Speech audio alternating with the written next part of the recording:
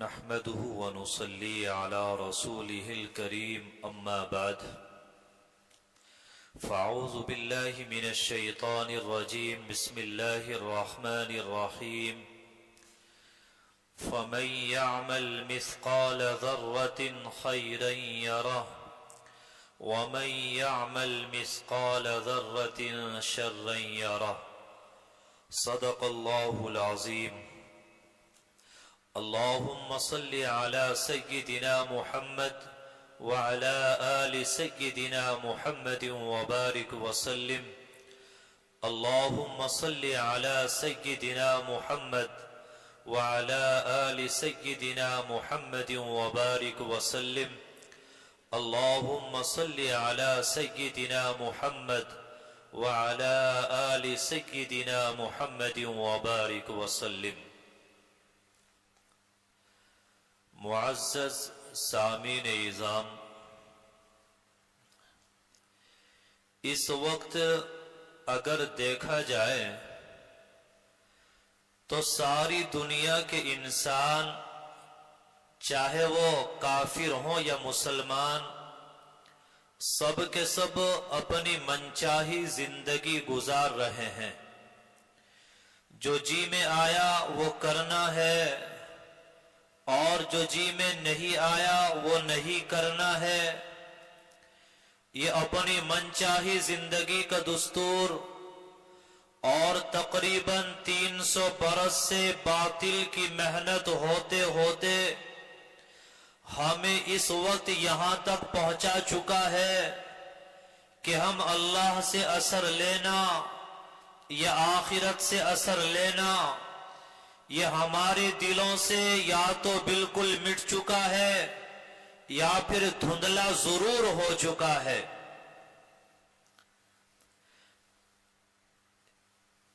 ہم لوگوں کو یہ دنیا کے 4 دن ہی اچھے لگ رہے ہیں۔ وَهُمْ عَنِ الْآخِرَةِ هُمْ غَافِلُونَ، اور موت کے بعد جو آنے والی زندگی ہے یہ سارا جہاں اس سے غافل ہے۔ میرے بھائیوں، یہ کائنات اللہ کی ہے، زمین اللہ کی ہے، عرش فرش سب اللہ کا ہے۔ یہاں وہ ہوتا ہے جو اللہ چاہتے ہیں، یہاں وہ نہیں ہوتا جو دنیا کے بادشاہ، یہاں کے صدر، وزیر اور فوجیں چاہتی ہیں، بلکہ ان الامر کلہ للہ، ساری کی ساری حکومت اللہ کی ہے۔ وہ جو چاہتا ہے کرتا ہے، اس کا کوئی شریک نہیں۔ سارے جہاں کو بنایا خود بننے سے پاک ہے، سب کو مارتا ہے مارتا رہے گا لیکن خود مرنے سے پاک ہے۔ وہ کسی سے پیدا نہیں ہوا، سب کو اس نے پیدا کیا، سب کو اس نے بنایا ہے۔ وہ اپنے ارادوں میں کامل ہے، جو چاہتا ہے کرتا ہے، جو نہیں چاہتا وہ نہیں کرتا ہے۔ ہم اور تم بھی وہی کرتے ہیں جو اللہ چاہتا ہے۔ آپ جانتے ہیں کہ فرعون کی ساری طاقت رہی کہ موسیٰ علیہ السلام کو ذبح کرانا ہے۔ اللہ کا ارادہ ہوا کہ ہمیں زندہ رکھنا ہے، تو فرعون نے اتنی کثرت کے ساتھ بچے قتل کرائے کہ خود اس کی قوم کہنے لگی کہ پھر حکومت کس پر کرے گا؟ 1 سال زندہ چھوڑا کر، 1 سال ذبح کرایا کر۔ چنانچہ جس سال فرعون بچوں کو زندہ چھوڑتا تھا، اس سال اللہ تبارک و تعالی نے حضرت ہارون علیہ السلام کو پیدا کیا، اور جس سال بچوں کو قتل کراتا تھا اس سال حضرت موسیٰ علیہ السلام کو پیدا کیا۔ حالانکہ معاملہ اس کے برعکس ہوتا، لیکن اللہ کی قدرت کو کون پہچانتا۔ پھر اللہ نے یہ نظام چلوایا کہ وہاں سے سمندر کے اندر ڈلوایا، فرعون کی گود میں پہنچوایا۔ حضرت موسیٰ علیہ السلام کی والدہ غمگین ہے کہ اللہ اگر سمندر میں ڈالوں گی تو ڈوب جائے گا یا مر جائے گا۔ اگر فرعون سے بچانا چاہتی ہوں تو یہ اس موت جا رہا ہے۔ اللہ نے فرمایا فَإِذَا خِفْتِ عَلَيْهِ فَأَلْقِيهِ فِي الْيَمِّ کہ جب تمہیں اس کی موت کا خوف ہو تو تم اس کو سمندر میں ڈال دینا۔ موسیٰ علیہ السلام کی والدہ کے ذہن میں آیا اے اللہ وہاں کیا ہوگا؟ فرمایا یَأْخُذْهُ عَدُوٌّ لِّي وَعَدُوٌّ لَّهُ کہ اس کو فرعون پکڑ لے گا جو میرا بھی دشمن ہے اور اس کا بھی دشمن ہے۔ موسیٰ علیہ السلام کی والدہ ان کے ذہن میں آیا اے اللہ جب فرعون پکڑ لے گا تو یہ بچے گا کیسے؟ اللہ نے فرمایا لا تخافی ولا تحزنی کہ تو اس کی موت کا خوف نہ کھا، اس کی موت کا غم نہ کر، یہ فرعون کی گود میں جائے یا تپتی آگ میں گرے یا سمندر کی موجوں میں گھرے یا طوفانی موجوں میں آئے، کیونکہ تیرا پروردگار جب کسی کو بچانے کا ارادہ کر لیتا ہے تو پھر ہلاکت کے اسباب وہ حفاظت کا سبب بن جایا کرتے ہیں۔ تیرا پروردگار جب کسی کو ہلاک کرنا چاہتا ہے تو حفاظت کے اسباب وہ ہلاکت کا سبب بن جایا کرتے ہیں۔ تیرا پروردگار جب کسی کو عزت دینا چاہتا ہے تو ذلت کے اسباب وہ عزت کا سبب بن جایا کرتے ہیں۔ جب کسی کو ذلیل کرنا چاہتا ہے تو عزت کے اسباب سے ذلت نکلنا شروع ہو جاتی ہے۔ وہ پروردگار جب نفرتیں لاتا ہے تو محبتوں میں سے نفرتیں نکال کر دکھاتا ہے، اور جب نفرتیں لاتا ہے تو محبتوں سے نفرتیں نکلنا شروع ہو جایا کرتی ہیں۔ میرے بھائیو یہ کائنات اللہ کی ہے، زمین اللہ کی ہے، عرش فرش سب اللہ کا ہے۔ یہاں وہ ہوتا ہے جو اللہ چاہتے ہیں۔ آپ نے واقعہ سنا کہ نمرود کی ساری طاقت رہی کہ حضرت ابراہیم علیہ السلام کو آگ کے اندر جلا دینا ہے، چنانچہ نمرود نے آگ روشن کرائی، لکڑیاں جمع کی گئی، ایندھن جمع کیا گیا، آگ کو دہکایا گیا، اتنا دہکایا گیا کہ اگر کوئی پرندہ آگ کے اوپر سے گزرنا چاہتا تو جل کر آگ میں گر جایا کرتا تھا، لیکن اللہ تبارک و تعالی نے ان کی حفاظت فرمائی ہے۔ جب آگ کو دہکایا گیا، آگ کے شرارے اور شعلے وہ بلند ہونے لگے، آگ کے قریب کوئی جا نہیں سکتا۔ ابراہیم علیہ السلام کو آگ کے اندر کیسے ڈالا جائے؟ شیطان انسانی شکل میں آیا، غلیل کی طرح ان کو ایک ہتھیار بنا کر دیا کہ اس کے ذریعے ابراہیم کو آگ کے اندر ڈال دو۔ حضرت ابراہیم علیہ السلام کو وہ رسیوں میں باندھا جاتا ہے، آگ میں ڈالنے کی تیاری ہو رہی ہے۔ جبریل امین علیہ السلام وہ آپ کے دائیں طرف آ جاتے ہیں اور پانی کا فرشتہ وہ بائیں طرف آ جاتا ہے۔ ابراہیم علیہ السلام وہ درمیان میں ہے۔ جبرائیل سوچ رہے ہیں ابراہیم کچھ کہے تو میں کارروائی کروں، پانی کا فرشتہ سوچ رہا ہے کہ مجھے کچھ کہا جائے، کوئی حکم دیا جائے میں آگ کو بجھا دوں، لیکن ابراہیم علیہ السلام کہتے ہیں حسبی اللہ، مجھے اللہ کافی ہے، ونعم الوکیل، اور وہ کیا ہی اچھا کارساز ہے۔ اب ابراہیم علیہ السلام کو آگ کے اندر ڈالا جا رہا ہے۔ ابراہیم علیہ السلام کی نظر سے جبرائیل اوجل ہو جاتے ہیں، پانی کا فرشتہ وہ اوجل ہو جاتا ہے۔ جب فرشتوں سے نظر ہٹی ہے تو اللہ تبارک و تعالی نے براہ راست اب آگ کو حکم دیا یا نار کونی برداً و سلاما علی ابراہیم کہ اے آگ ابراہیم علیہ السلام پر ٹھنڈی ہو جا اور سلامتی کے ساتھ ٹھنڈی ہو جا۔ میرے بھائیو جب دنیا کے اسباب سے نظر ہٹ جاتی ہے، اس رب پر یقین ہوتا ہے تو اللہ تبارک و تعالی پھر براہ راست وہ اپنے بندے کی مدد کیا کرتا ہے۔ چنانچہ آگ نے ابراہیم علیہ السلام کو ایسے اپنے دامن میں لے لیا جیسا کہ ایک ماں اپنے بیٹے کو اپنی گود میں لے لیا کرتی ہے۔ تو اللہ تبارک و تعالی نے دنیا کو دکھایا قرآن میں ان واقعات کو بیان کیا تاکہ ہم لوگ عبرت لیں، ہم لوگ سبق لیں، ہم لوگ بزدل نہ بنے، ہمت سے کام لیں، رب پر یقین ہو۔ جب انسان اللہ پر یقین کامل کر لیتا ہے اور دل کے اندر یہ بات بٹھا لیتا ہے کہ ہر فیصلہ اللہ کا ہے، جو چلتا ہے اللہ کے سوا کوئی کچھ کر ہی نہیں سکتا، جب رب پر یقین کامل ہو جاتا ہے تو وہ پروردگار وہ براہ راست پھر بندے کی مدد کیا کرتا ہے۔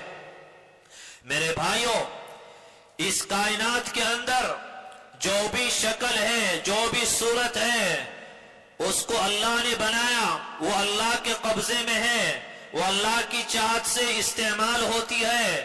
اس دنیا کے اندر آخری فیصلہ اللہ کا ہے، جو چلتا ہے اللہ، جو ہوا کو کہتا ہے ہوا وہی کرتی ہے، جو پانی کو حکم ملتا ہے پانی وہی کرتا ہے۔ آسمان پر بھی حکومت رب کی ہے، زمین پر حکومت رب کی ہے، ساری کائنات میں فیصلہ وہ اللہ کا چلتا ہے۔ ساری دنیا کی طاقتیں مل کر وہ اللہ کے فیصلے کو بدل نہیں سکتی۔ اللہ کا یہ نظام ہے کہ اللہ نے انسانی زندگی کے حالات کو وہ اس کے اعمال کے ساتھ جوڑا ہوا ہے۔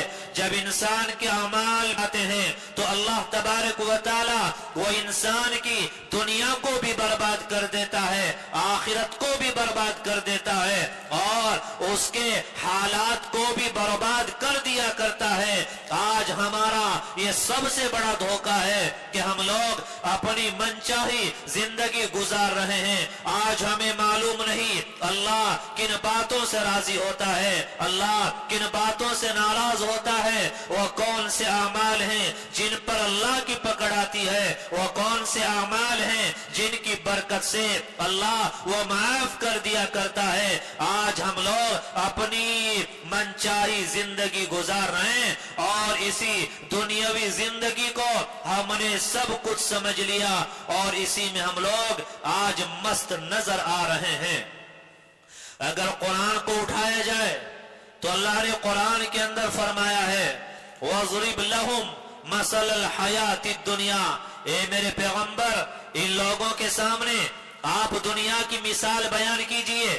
اس دنیا کی حقیقت کیا ہے؟ فرمایا کَمَاءٍ أَنزَلْنَا، کہ دنیا کی حقیقت یہ ہے جیسے آسمان سے پانی برسا، کَمَاءٍ أَنزَلْنَا، فرمایا جیسے آسمان سے پانی برسا، فَاخْتَلَطَ بِهِ نَبَاتُ الْأَرْضِ، پھر زمین پر سبزہ اگا، ہریالی ہوگی، کچھ دنوں کے بعد پھر ہریالی کو ختم کر دیا جاتا ہے۔ آپ دیکھیں گے کہ ہریالی وہ بھوسے کی شکل میں ہواؤں کے اندر اڑتی ہوئی نظر آتی ہے۔ فرمایا کہ دنیا اسی طرح یہ فنا ہو جانے والی ہے، والباقیات الصالحات، لیکن جو نیک اعمال ہیں فرمایا یہی باقی رہنے والے ہیں، یہی انسان کو دنیا میں کام آنے والے ہیں، یہی اعمال انسان کو آخرت میں کام آنے والے ہیں۔ اللہ نے قرآن میں جگہ جگہ انسان کو اس دنیاوی زندگی کے دھوکے سے باہر نکالنے کے لیے مضامین بیان فرمائے ہیں۔ اللہ نے فرمایا المال والبنون زینت الحیات الدنیا، کہ یہ مال، یہ اولاد، یہ دنیاوی زندگی کی ایک زینت کا سامان ہے، اس پر کامیابی کا مدار نہیں ہے۔ میرے بھائیوں، اس بات کو سمجھا بھی جا سکتا ہے کہ مال اگرچہ دنیا میں کچھ چیزوں میں کام آ جاتا ہے، لیکن یہ مال دنیا میں ہر جگہ انسان کو کام نہیں آتا۔ مثال کے طور پر اگر آپ کے پاس مال ہے، آپ مال کے ذریعے کتابیں تو خرید سکتے ہیں، آپ علم نہیں خرید سکتے۔ آپ مال کے ذریعے چشمہ تو خرید سکتے ہیں، آنکھوں کی بینائی نہیں خرید سکتے۔ آپ مال کے ذریعے دوائی تو لا سکتے ہیں لیکن آپ شفا نہیں لا سکتے۔ آپ مال کے ذریعے نرم نرم بستر تو خرید سکتے ہیں لیکن میٹھی نیند نہیں لا سکتے۔ آپ مال کے ذریعے گھر میں نوکر تو لا سکتے ہیں ہیں لیکن بیٹا نہیں لا سکتے. آپ مال کے ذریعے اپنی داڑھی کو کالا تو کر سکتے ہیں لیکن آپ جوانی نہیں خرید سکتے. یہ مال دنیا میں انسان کے ہر جگہ کام نہیں آتا. آپ اندازہ لگائیے کہ مرنے کے بعد, قبر میں چلے جانے کے بعد جب اللہ کے حضور پیشی ہو, حساب و کتاب دینے کا معاملہ ہو, تو یہ مال وہاں انسان کے لیے کام آنے والا نہیں ہے. وہاں کام آنے والی چیز کیا ہے؟ حدیث پاک کے اندر آتا ہے, بخاری شریف کی روایت ہے کہ ایک مرتبہ فجر کی نماز کے بعد حضور اکرم صلی اللہ علیہ وسلم حضرت فاطمہ رضی اللہ تعالی عنہ کے یہاں تشریف لے جاتے ہیں. نبی علیہ السلام حضرت فاطمہ کے پاس بیٹھ جاتے ہیں, آپس میں بات چیت کا سلسلہ شروع ہوتا ہے. تو نبی علیہ السلام نے پہلے جنت کا تذکرہ کیا, اس کے بعد آپ نے جہنم کا تذکرہ, وہاں کے عذابات, وہاں کی سزاؤں کو بیان کرنا شروع کیا. تو حدیث پاک کے اندر آتا ہے کہ جب نبی علیہ السلام نے جہنم کے عذابات کو بیان کیا, وہاں کی سزاؤں کو بیان کرنا شروع کیا, تو نبی علیہ السلام آپ کی آنکھوں سے آنسو جاری ہو جاتے ہیں, آپ رونا شروع کر دیتے ہیں. حضرت فاطمہ رضی اللہ تعالی عنہ وہ رونا شروع کر دیتی ہیں. تو نبی علیہ السلام نے فرمایا, یا فاطمہ اعملی اعملی, اے میری بیٹی فاطمہ اس دنیا کے اندر نیک اعمال کر لے, اعمال صالحہ کو اختیار کر لے. انقذی نفسک من النار, اپنے آپ کو جہنم کی آگ سے بچا لے. لا تنفعوکی ان اباکی نبیون, کیونکہ کل قیامت کے میدان میں تیرا یہ کہہ دینا کہ میرے ابا نبی تھے, یہ تیرے کچھ کام نہیں آئے گا, یہ تجھے کوئی نفع نہیں دے گا.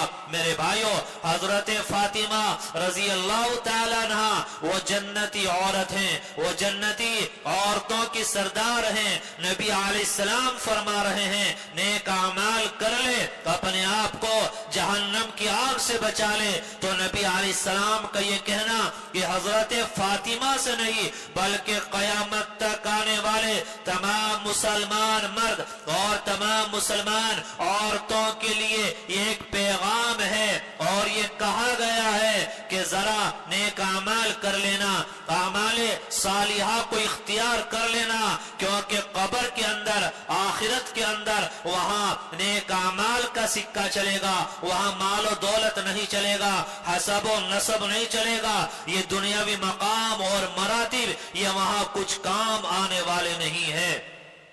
چنانچہ جب حضور اکرم صلی اللہ علیہ وسلم کا وصال ہو جاتا ہے, آپ دنیا سے رخصت ہو جاتے ہیں, تو کچھ دنوں کے بعد حضرت فاطمہ رضی اللہ تعالی عنہ ان کا بھی انتقال ہو جاتا ہے. اب رات کا وقت ہے, جنازہ قبرستان لے جایا جاتا ہے. تو جس وقت حضرت فاطمہ رضی اللہ تعالی عنہ ان کا جنازہ قبرستان لے جایا گیا, تو حضرت ابو ذر غفاری رضی اللہ تعالی عنہ, یہ بڑے جلیل القدر صحابی ہیں, عاشق رسول ہیں, ان کو یاد آتا ہے کہ چند دن پہلے نبی پاک علیہ السلام کو ہم نے قبر کے حوالے کیا ہے. آج آپ کی لاڈلی بیٹی, ان کا جنازہ وہ قبرستان کے اندر ہے. یہ آپ دیدہ ہو جاتے ہیں, ان سے رہا نہیں جاتا, یہ قبر کو مخاطب بناتے ہیں اور کہتے ہیں یا قبر هل تدری من التی جئنا به الیک, اے قبر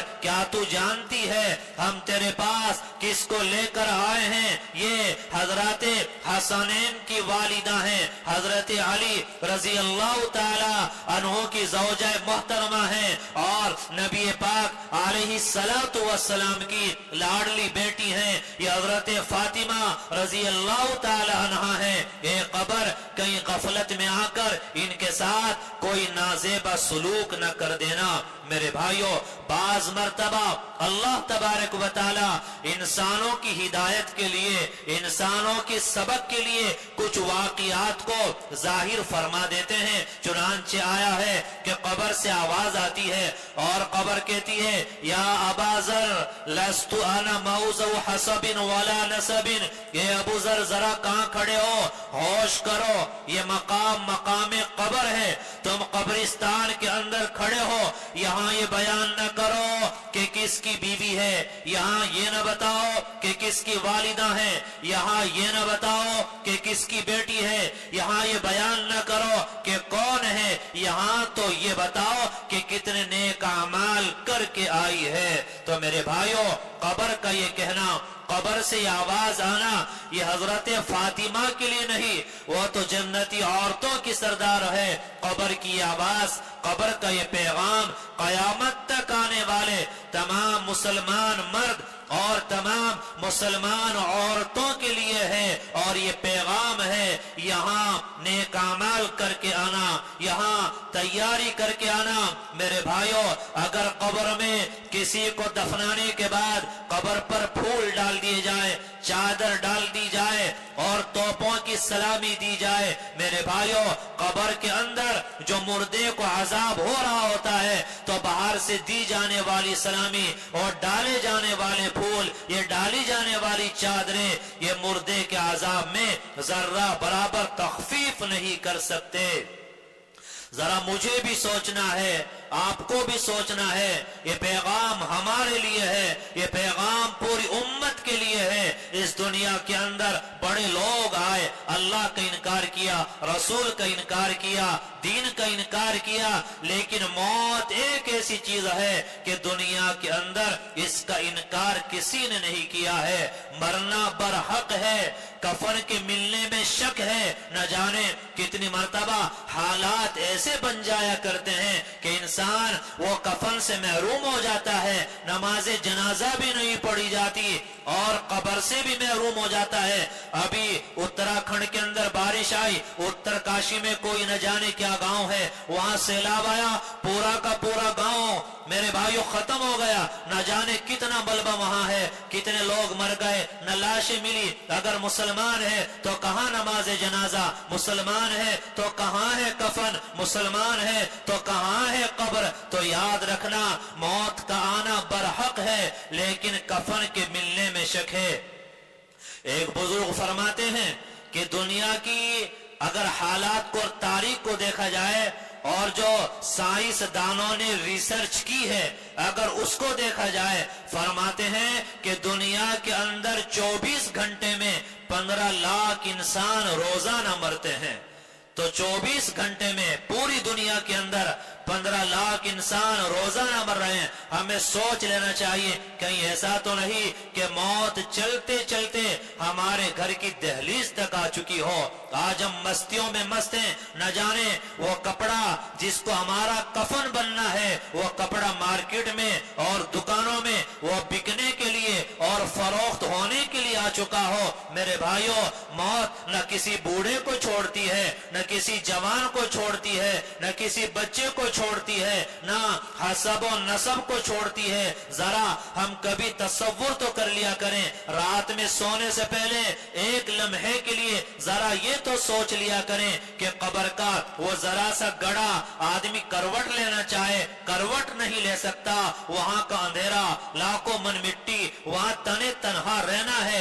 मेरे भाइयों, जरा लाइट चली जाए, इन्वर्टर डाउन हो जाए और गर्मी पड़ रही हो, तो अपने घरों के अंदर जहां बीवी है, बच्चे हैं, माँ बाप है, पूरा खानदान फैमिली है, छत पर भी आप जा सकते हो, बाहर भी आप जा सकते हो, लेकिन जिंदगी गुजारना बड़ा दुश्वार हो जाता है। मेरे भाइयों, क्या कभी कब्र के बारे में सोचा है? अगर अल्लाह ने माफ न किया, हम तौबा किए बगैर इस दुनिया से चले गए, वहां कोई चीख मारे कौन सुनने वाला है? वहां सजा होने लगे किसी को पुकारे कौन पुकार पर आने वाला है? और कुरान ने तो साफ कहा है, यौम यफिरुल मरउ मिन अखी व उम्मिही व अबी, कि जिस दिन इंसान से भागेगा, भाई भाई से भाग जाएगा, माँ बाप से भाग जाएगा, औलाद काम आने वाली नहीं। आप जरा गौर करें, आज ये औलाद ये दुनिया में कितना काम आ रही है। हमारे बड़े जो दुनिया से चले गए, हम उनके लिए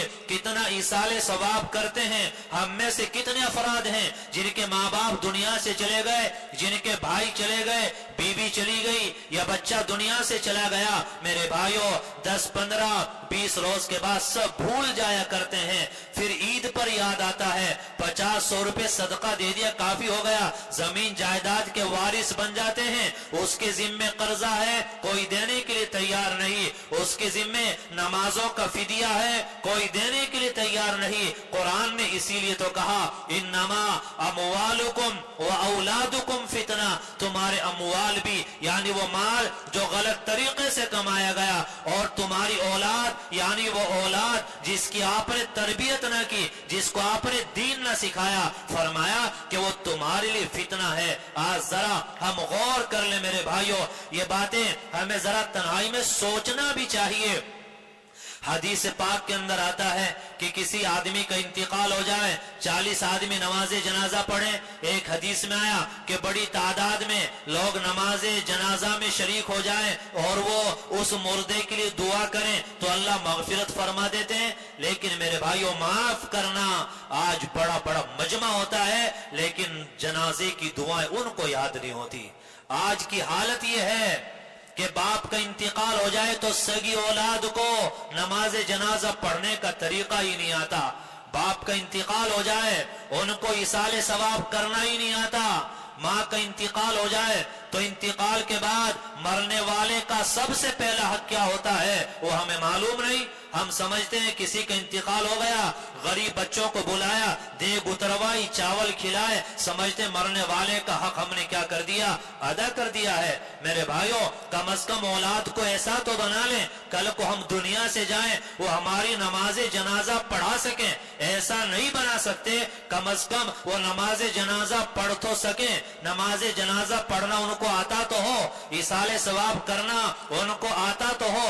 आज हम अपनी तरफ से भी गाफिल हैं, आज हम औलाद की तरफ से भी गाफिल हैं मेरे भाइयों, और इन्हीं मस्तियों में मस्त हैं। ये वक्त गुजर रहा है, एक वक्त आएगा दुनिया से जाना होगा, हम दूसरों के मोहताज होंगे, कब्र के हवाले कर दिया जाएगा। वहाँ इंसान होगा और अल्लाह के फरिश्ते होंगे। अच्छी जिंदगी गुजारी तो जन्नत से खिड़की खोल दी जाएगी, वहाँ राहतें और आराम। अगर गुनाह करके गए, गुनाह न छोड़े, अल्लाह को न मनाया और तौबा न की, अपने दिलों को इस काबिल न बनाया कि अल्लाह को पसंद आ जाए, फिर मेरे भाइयों वहाँ अजाब है, फिर जहन्नम से खिड़की खोल दी जाती है। फरमाया कब्र मुर्दे को इतनी जोर से भींचती है जैसे एक जानिब की उंगलियां दूसरी जानिब में घुस जाएं तो पसलियां ऐसे मिल जाया करती हैं।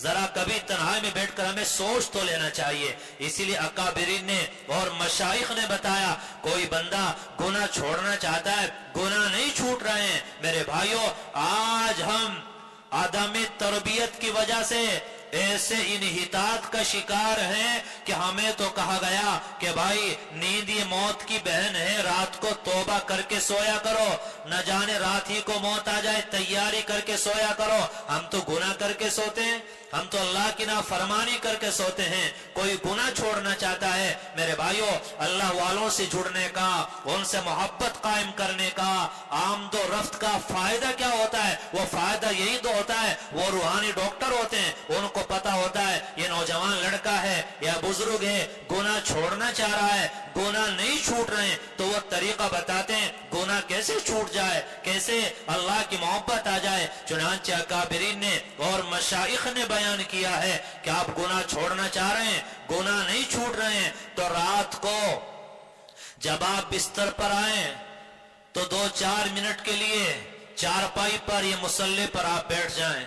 आप अपनी आंखें बंद कर लें, कमरे में जरा अंधेरा कर ले और आप 2-4 मिनट के लिए आप अपने बारे में ये सोचें, गोया कि मेरी रूह निकल गई, गोया कि मैं मर गया, अब मेरी माँ रो रही है, बीवी बच्चे रो रहे हैं, भाई और बहन रो रहे हैं, अब मेरे कपड़े उतारे जा रहे हैं, अब मुझे नहलाया जा रहा है, अब कफना दिया गया है, अब जनाजा उठाया जा रहा है। जब जनाजा उठाया जाता है तो एक अजीब माहौल घर के अंदर होता है और चीखें होती हैं, रोना होता है। उसको सोचें, अब नमाज जनाजा हो रही है, अब कब्र में दफना दिया गया, अब दफना कर घर के लोग आ गए, اب اللہ کے فرشتے ہیں, پھر اپنے گناہوں کے بارے میں سوچے. اگر گناہ چھوڑ کر نہ گئے, اللہ سے توبہ کر کے نہ گئے, تو اللہ کے فرشتے آئیں گے, ان کے جوابات نہیں دیے جائیں گے, تو پھر سانپ ازدہ ہے اور اللہ کی طرف سے ہونے والا جو عذاب ہے وہ ہمارے اوپر مسلط کر دیا جائے گا. فرمایا کہ جب آدمی یہ مراقبہ کرے گا,